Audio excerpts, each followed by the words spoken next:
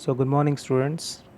So last class we have discussed about the different types of mode of operation, that is the four quadrant operations of electrical drive system. And in that four quadrant operation we have taken one example of hoist drive or the lift, and we have seen what is the power consumption in each and every quadrant, and how the regenerative action is happening in that particular case. So last class we have seen that in first quadrant, second quadrant, third quadrant and fourth quadrant there are different mode of operations, whereas in first and third quadrant the power is positive, and in second and fourth quadrant the power is negative. That means in when the power is negative, that means it is called as the regenerative action. That means we are creating the power from kinetic energy, so we are converting the mechanical energy that is from kinetic energy to your electrical energy. So today's class we shall discuss about different types of motors. So that is also very important for the drive applications. And apart from the different kinds of motor, we shall discuss about different types of motion of loads. So as we have already discussed, motors are divided into two types. It may be your DC motors, it may be your AC motors. So DC motors, we have here we are categorizing each and every types of motor very minutely. So DC motors are divided into two categories. One is your electromagnetic type and another one is the permanent magnet type. Okay, electromagnet type and permanent magnet type. And I have told that electromagnet types DC motors are more powerful than the permanent magnet type DC motors, because as the magnetic field in permanent magnet type DC motors is fixed, so in high power application it cannot be used.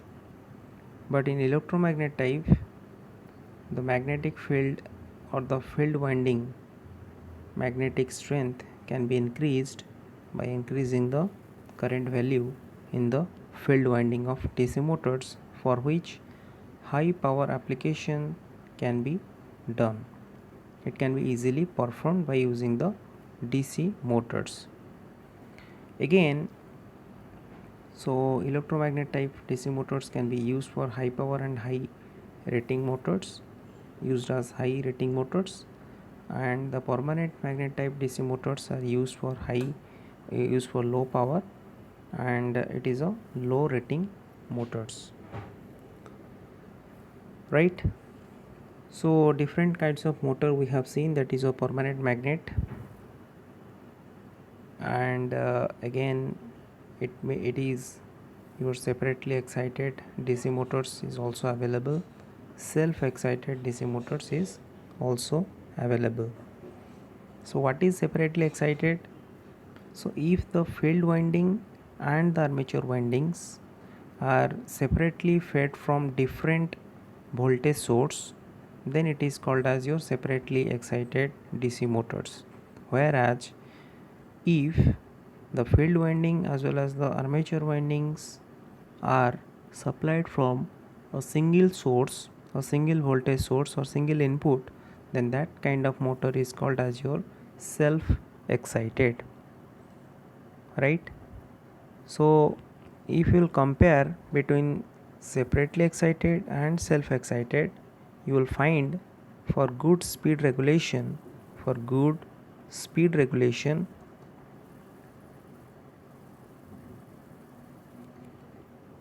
sorry,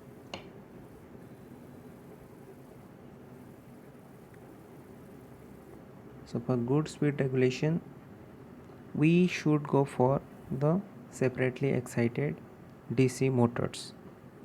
But for high speed applications, we have to go for the electromagnet type DC motors, and for good speed regulation we have to go for separately excited DC motors. But if you go for the self excited, then the speed regulation is not so much easier, because as the same source is divided into two different windings, so the voltage quantity will vary depending upon the loading. So when the load will increase at the rotor side, so the armature current will increase and it will affect the field winding values or field winding uh, current values, right? So the field strength will be decreased. So for high power applications and good speed regulations also, we have to go for separately excited DC motors. Then what are the disadvantages of DC motors that we can see here? So we have already discussed, it is frequent maintenance is required. It is high cost. If you will compare between two machine, if it is your AC and DC, for same rating,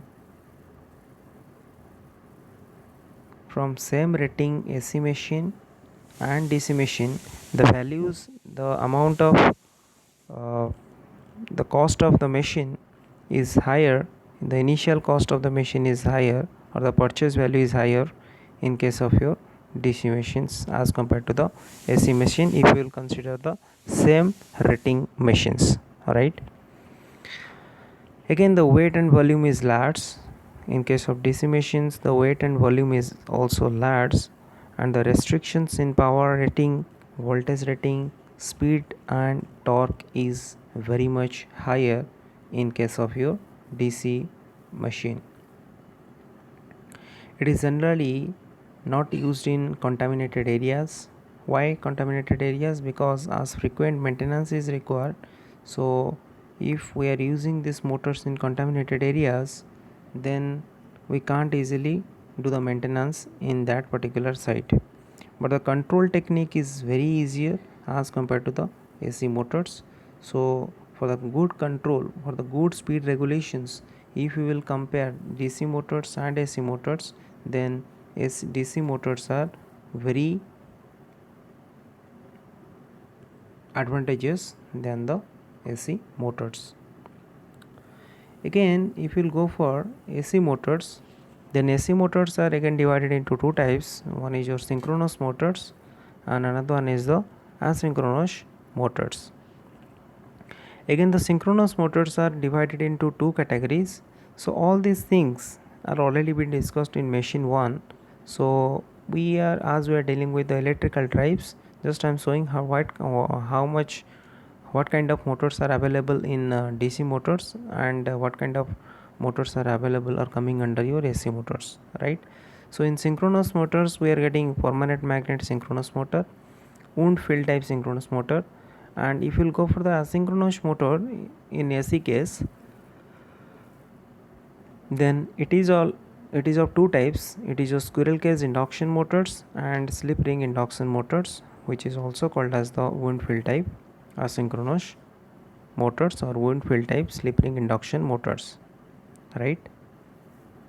Then coming to the next.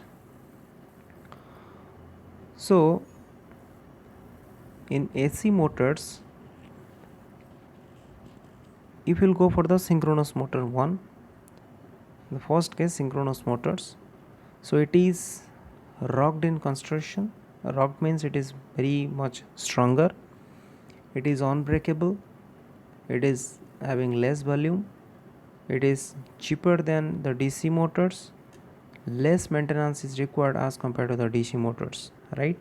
And these are the advantages, you can say these are the advantages of your synchronous motors.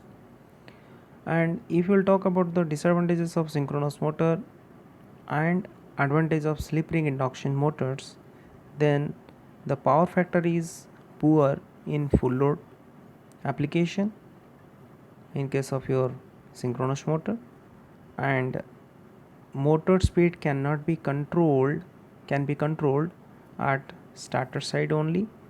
So if you'll go for the rotor side, we can't control the speed of the motor, so that is one of the disadvantages.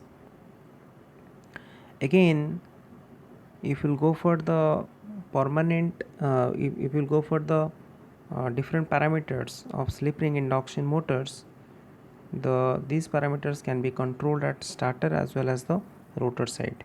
So if you compare the synchronous motor and your slip ring induction motor, all the parameters in synchronous motor cannot be controlled at both the side. That means it cannot be controlled at the starter side as well as the rotor side. But in case of your slip ring induction motors, these parameters can be regulated at both the end, right? Again, if the power factor of slip ring induction motor is higher than the squirrel cage induction motor, so that is another advantage of your slip ring induction motor. So the large amount of power can be controlled in slip ring induction motor as compared to the squirrel cage induction motors. So in this case, what we have seen, slip ring induction motors are much more advantageous than your DC case as well as your synchronous motor case, right? So slip ring induction motor is also used frequently in industry for good speed regulations, as it is having the parameter controls, as it is having good power factor, as it is having large amount of power can be controlled in case of your slip ring induction motors.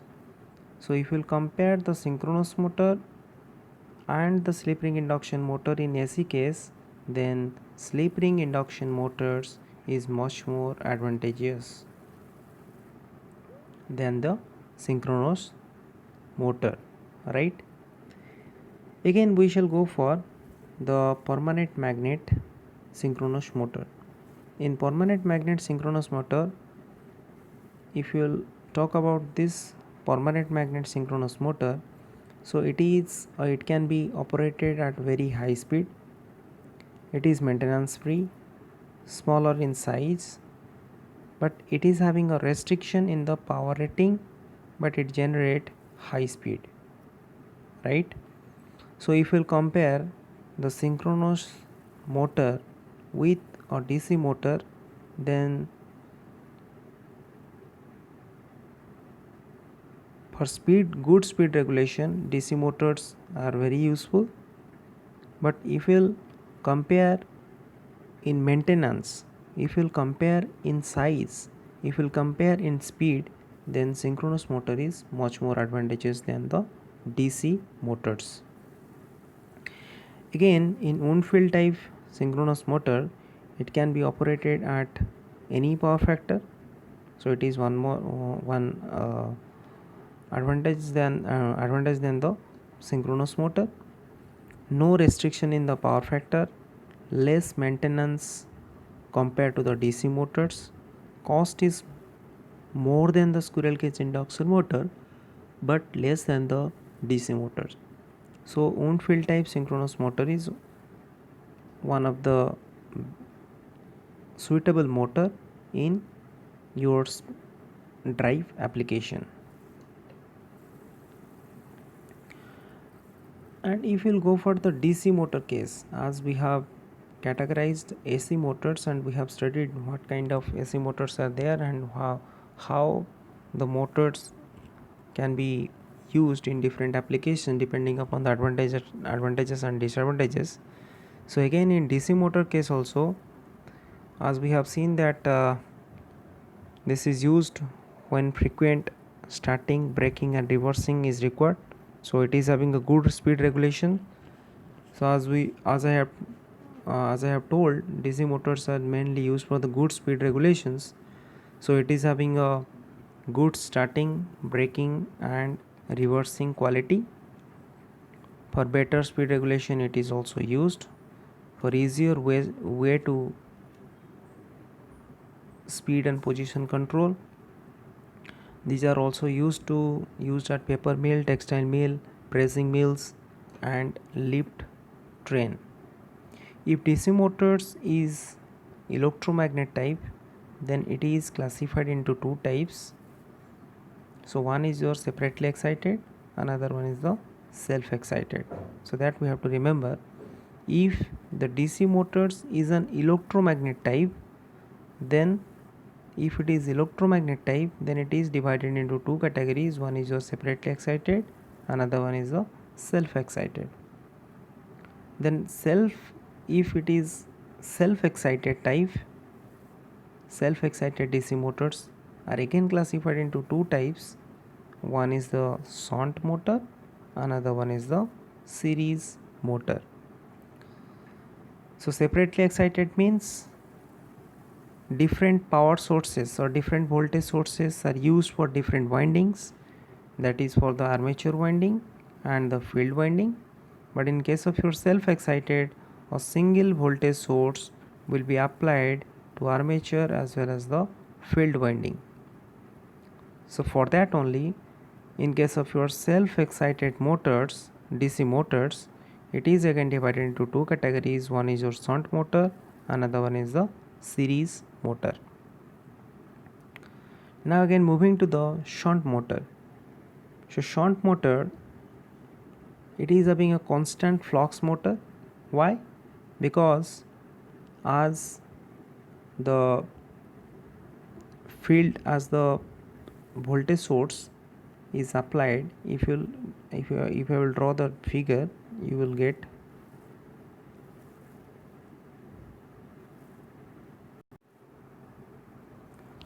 So if I will draw the figure, so in this figure you will see, so this is for the shunt, it is my input voltage VDC, DC voltage is feeding at this input side, and this is my field winding, this is my armature winding. So what we have seen, the voltage is applied, and the voltage is supplied, you can say the voltage is supplied both this field winding as well as the armature winding, and both the windings are in parallel. So field winding and armature windings are in parallel, and voltage magnitude is always same at field winding as well as the armature winding. So if you will apply the load at the armature end, then there should not be any voltage fluctuations, because we know in parallel case, in parallel application, the voltage magnitude is remain constant, whereas the current will change. Okay, so as the voltage is applied both the parallel windings, so even if the load value will change at the armature end, it will not affect the field strength of the shunt motor. So it will produce a constant flux, right? Again, it does not depend on the load, because the voltage is applied parallel to both the windings. It depends on the source voltage. And if you will go through the series motor, it is not a constant flux motor, because flux changes, you will see here, because flux changes depending on the load. So again I will draw the figure, same figure. If VDC is applied at input end, and for series motor, this is my field winding and this is my armature windings. So as the voltage is applied to this series structure, whereas the field winding is in series with armature winding, so there is a voltage divide in both the windings, right? But current value is constant, that's why it will not produce a constant flux. Okay, so it is not a constant flux motor, because when the motor shaft is connected to the load, and if the load magnitude is increased, then the current at the armature winding will increase, whereas the current at the field winding will decrease. Here the current will increase if the load is increasing. Here the current will decrease if the load is increasing. That means the current is frequently changing at the field winding. So that's why it is not having a constant flux motor, right? Because the load current is directly flowing through the field winding, right? So again, if you'll go for the compound motor, another types of motors is also available. Compound motor is having the advantage, both the advantages of your shunt motor as well as the series motor. So compound motor is developed for that. So it is having both the series and shunt windings, and it is having both the advantages of your series motor as well as the shunt motor. And again, two different types of motor is also available in your DC case. It is your DC servo motors and brushless DC motors. So for noise free applications and for less maintenance, nowadays we are using DC brushless motors. So generally in e-bikes or battery driven bikes, or your solar vehicle or solar bikes, these type of brushless DC motors are generally used.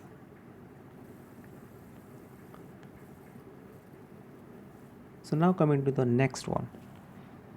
So it is a dynamics of your electrical drives, and we'll discuss about the equivalent values of your drive parameters. So we have already discussed that there are two kinds of motion in your electrical drives. One is your rotational motion, and another one, it is your rotational motion, either it is your clockwise or anti-clockwise, and another one is the translational motion. Translational motion means, suppose one crank is there, this is the crank, okay. So if this crank is connected, or one shaft is connected with the crank and one load is connected here, so if the crank will rotate in clockwise, then what will happen to this shaft? It will comes to the downward position. So when this will rotate in clockwise, so crank will rotate in clockwise, means this shaft will moves to the downward position. That's why the load will move in downward direction. And if the crank will rotate in anti-clockwise manner, then the load will move in upward motion. So this kind of upward movement and downward movement is called as your translational motion. Whereas in rotational motion, the shaft is connected to the crank and another crank lever is connected here. So a particular gear teeth ratio is given, and both the cranks are interlinked, and the second crank is connected to the shaft of the load, and it is connected, or the load is connected to the second crank. So suppose this load is rotating in clockwise direction. If I am seeing from this side, then this crank will rotate in clockwise. So as this crank will rotate in clockwise, this will rotate in anti-clockwise. So definitely the load will rotate in anti-clockwise, right? So there are two kinds of motion in electrical drives. One is a rotational motion, another one is a translational motion. Okay, now moving to the next picture. So first of all, we'll discuss about the rotational motion. So one picture is given just like your above first slide. So in this picture, what it is given, this is the motor shaft. One motor is connected to the load 1. This is the load. So I have mentioned this load as L0. Why it is L0, we will discuss. And this is my load 1. Okay.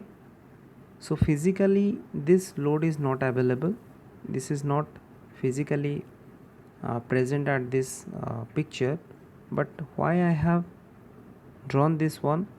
Because each and every motors, if you will see here, each and every motors, in case of here any motor, each and every motor is having one internal inertia. That means motors are also having some frictional forces, and that frictional force is also acting as the load on the armature winding of the motor, right? So to represent that frictional force, that opposition of the motor, I have drawn this load. So exactly this is not the external load, it is called as the internal load of the motor, right? It is not the external load. But if you will talk about this load, so this is one of the external load. That means motor will rotate, so simultaneously this crank will rotate. As the crank is, the first crank is rotating, the second crank will rotate, and as the second crank is directly connected to the load, this load one will rotate. Okay, if the first crank will rotate in clockwise, then the second crank will rotate in anti-clockwise manner, right? If I am seeing from this side. So in this picture, so as the motor is having a moment of inertia, this moment of inertia I have given this as Z0.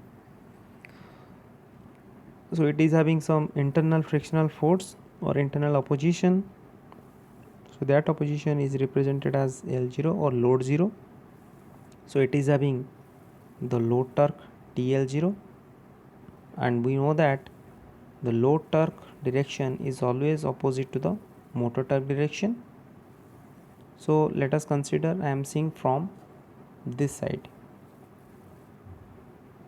So as I am seeing from this side, let's the motor speed is rotating in this way. That means it is rotating in anti-clockwise. I am seeing from this side. If I will see from this side, then it is rotating in clockwise manner. Okay. So as I am seeing from this one, from this side, so this motor is now rotating in anti-clockwise manner. So the angular momentum is anti-clockwise and the motor torque is also anti-clockwise. Okay, the angular momentum and the motor torque both are in anti-clockwise direction.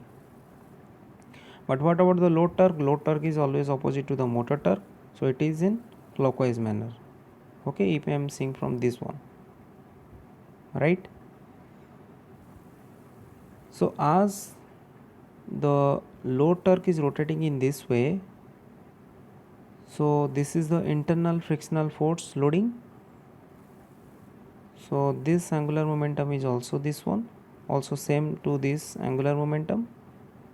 Now this is connected to the crank N, which is having N number of teeth, right? Next one, the second crank is interlinked with the first crank, which is having N1 number of teeth. So teeth means if it is a crank,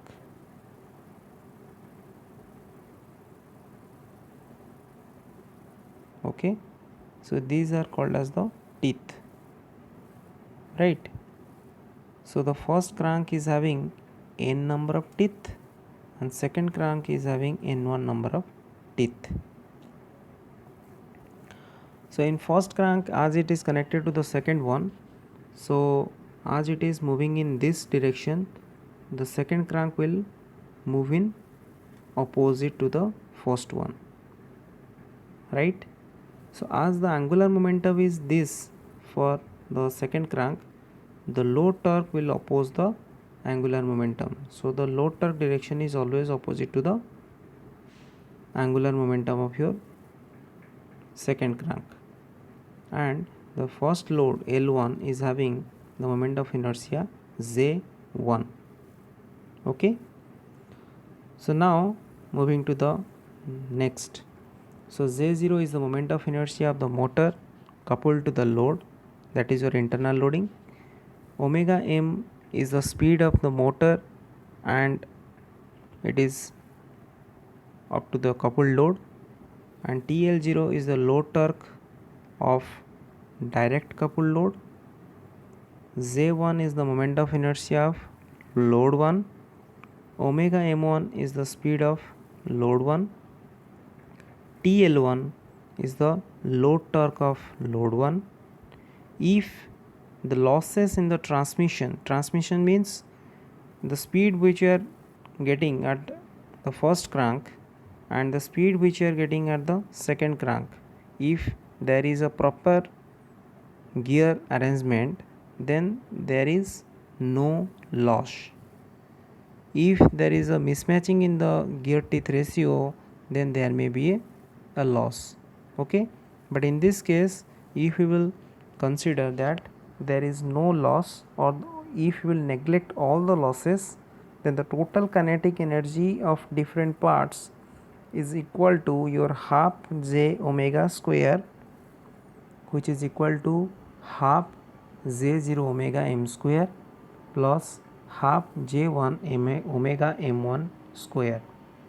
So j, capital J is equal to j0 plus j1 omega m1 divided by omega m square, right? Whereas omega m1 divided by omega m is equal to n divided by n1, which is the gear teeth ratio, which is equal to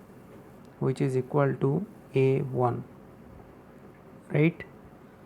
So it is a1, it is called as the gear teeth ratio. Okay, next, so j is equal to j0 plus j1 a1 square, correct? Now moving to the next. So for m number of loads, what we have seen there, for one number of load j is equal to j0 plus j1 a1 square. Now for m number of load or n number of load, you can also say j is equal to j0 plus j1 a1 square plus j2 a2 square up to jm am square. The power at the motor is equal to the power at the load if there is no transmission loss. So what is the power at the motor? So it should be equal to the load torque. Okay, so the load torque into the angular momentum is equal to your TL0 omega m plus TL1 omega m1 divided by eta 1, right? Next one, TL, that is a load torque, is equal to TL0 plus TL1 divided by eta 1 into omega m1 divided by omega m.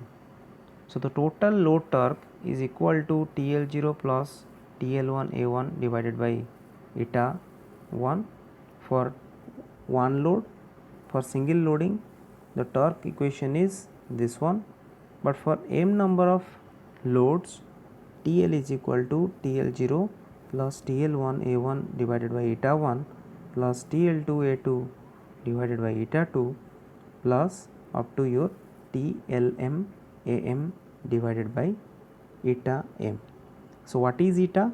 So eta is the transmission efficiency of gear. Okay, now again moving to the translational motion. In translational motion, what we have discussed, it may be your upward or downward motion. So when the load is moving in upward and downward directions, the same thing I have seen here. So this load is the internal loading of the motor. It is not physically, it is not available just like this one.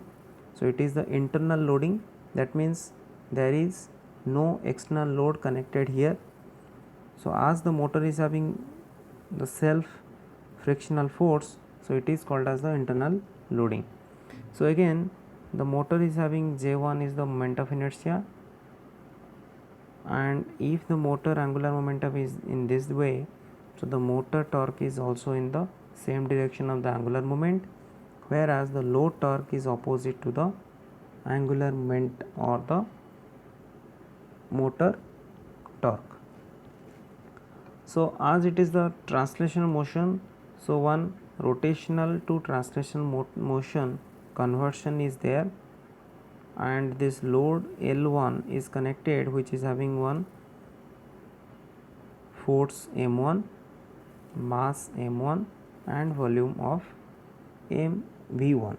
Okay, so the kinetic energy due to the equivalent inertia, that is J, is the kinetic energy of various rotating parts or the moving parts, and it is represented as half j omega m square is equal to half j0 omega m square plus half m1 v1 square. So the first part, this is related to this load, so it is a rotational part, this part is the rotational loading, a rotational motion is happening here.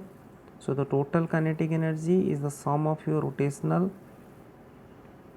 kinetic energy plus your translational motion kinetic energy. So for translational motion it is half m1 v1 square, for rotational motion it is half j0 omega m square. So the total moment of inertia J is equal to j0 plus m1 v1 divided by omega m square, right? So this is the moment of inertia of the first load, that is your moment of inertia of the motor, you can say, and this is the moment of inertia of this load. So it is the external load. So as it is having a translational motion, so the moment of inertia is not exactly equal to the moment of inertia of the rotational motion. Okay, so the equation is m1, that is a mass, into your speed divided by your v1 divided by omega m square. So if m numbers of loads are connected, then the total moment of inertia J is equal to j0 plus m1 v1 omega m square up to your vm omega m square. So the first J1 is, it is for the internal loading of the motor, you can say J0 is the inertia of the motor. So it is not the load, it is the internal frictional force, it is the loading on motor due to the internal frictional force. So the power at the motor is equal to power at the load. So TL omega m is equal to TL0 omega m plus F1 V1 divided by eta 1, right? As we have discussed in rotational motion, this is also same with the, this is also explained in translational motion. Now in this part, if we will discuss about the load torque, the total load torque is equal to TL0 for single loading. If only one load is connected, so TL, that is your load torque, is equal to TL0. So TL0, it is the load torque or the internal loading of the motor, it is due to the internal loading of the motor TL0 plus F1 divided by eta 1 into V1 divided by omega m. So this is due to the translational loading. So it is for load 1, it is for load 0, and load 0, it is not having any physical existence, it is the loading due to the internal frictional force of the motor, right? Again, in note, you will find the moment of inertia is calculated. Why we will talk about the moment of inertia? So let's go to this one. If if single loading is there, TL is having this equation. If m number of loads are connected, then TL is equal to TL0 plus the loading due to the first load, again for the second one, and up to m number of loadings, right? And the next thing, why this moment of inertia should be needed? So moment of inertia is calculated to study the transient behavior of the system. Okay, this is very important. The question may ask in your exam, why moment of inertia is calculated, why it is required. So it is required to study the transient behavior of the motor of the system, and the load torque is calculated to decide what kind of motor should be chosen for what kind of operation, right? So this is for your today's class, and in next class we shall discuss about the upcoming chapter. Thank you.